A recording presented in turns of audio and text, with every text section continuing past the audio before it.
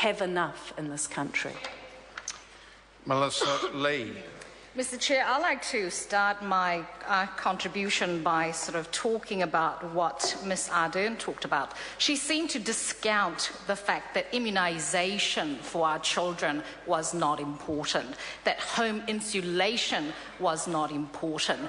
These are very important factors. These are the deliverables that we have delivered as a government, sir.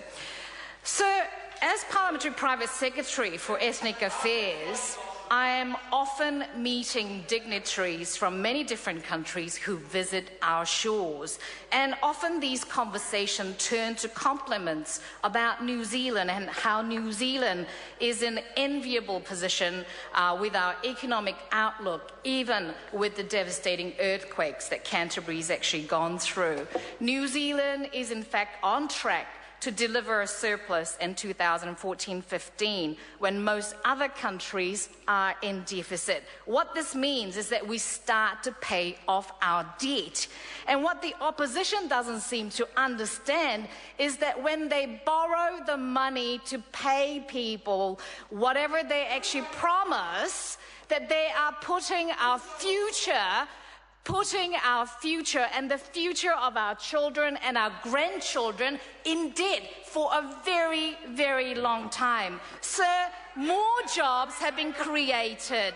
17,000 fewer people are on benefit in December 2013 compared to the year before.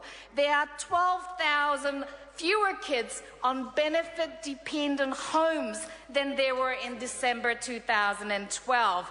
Long-term welfare dependency is falling, and we are continuing to help families and older New Zealanders with income support.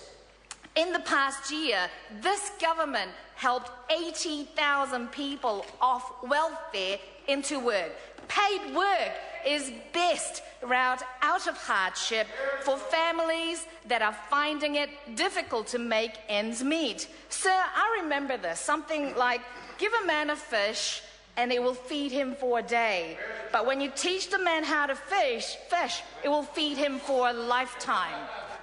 So when you just give him a handout, he may be able to feed him and his family for a day. But when you actually teach him to work and go and find a job, he might be able to provide for himself and his family for the rest of his life, sir. There was an extra $900 million in the last budget alone that was targeted for vulnerable children and their families, sir. This government, I am very proud of what this government has actually provided for New Zealanders in the last 5 years of being in government. This is actually a very different picture to when voters elected the national-led government back in 2008. The worst global financial crisis had struck New Zealand, and New Zealand was already in recession. And the Treasury advice signalled that we will be in budget deficits and increasing debt for a very, very long time. The debt projection was actually $150 billion, and the current debt projection is around $50 billion. That's like cutting $100 billion off the debt. Not million, $billion. And so if you sort of look at it in a family situation, imagine one has a $150,000 mortgage and you work really, really hard to reduce the debt, the mortgage down to $50,000. That difference will make a humongous difference to the family and what they can do as a family and the budget that they actually have.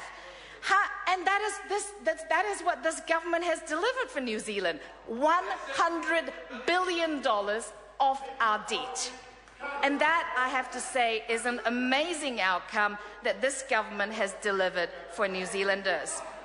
This government is focused on growing our economy to provide more jobs and rising incomes to provide a positive result for New Zealand. But many families and businesses are still finding it quite difficult.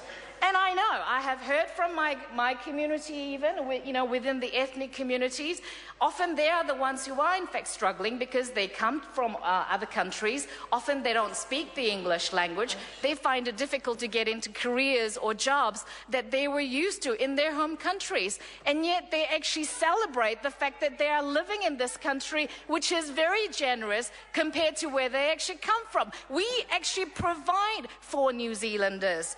On average, wages are increasing faster than inflation, and business confidence is at its highest level in 20 years, sir. Sue Moroney. Chair, well, look, after that speech from that member, I think we need to put the record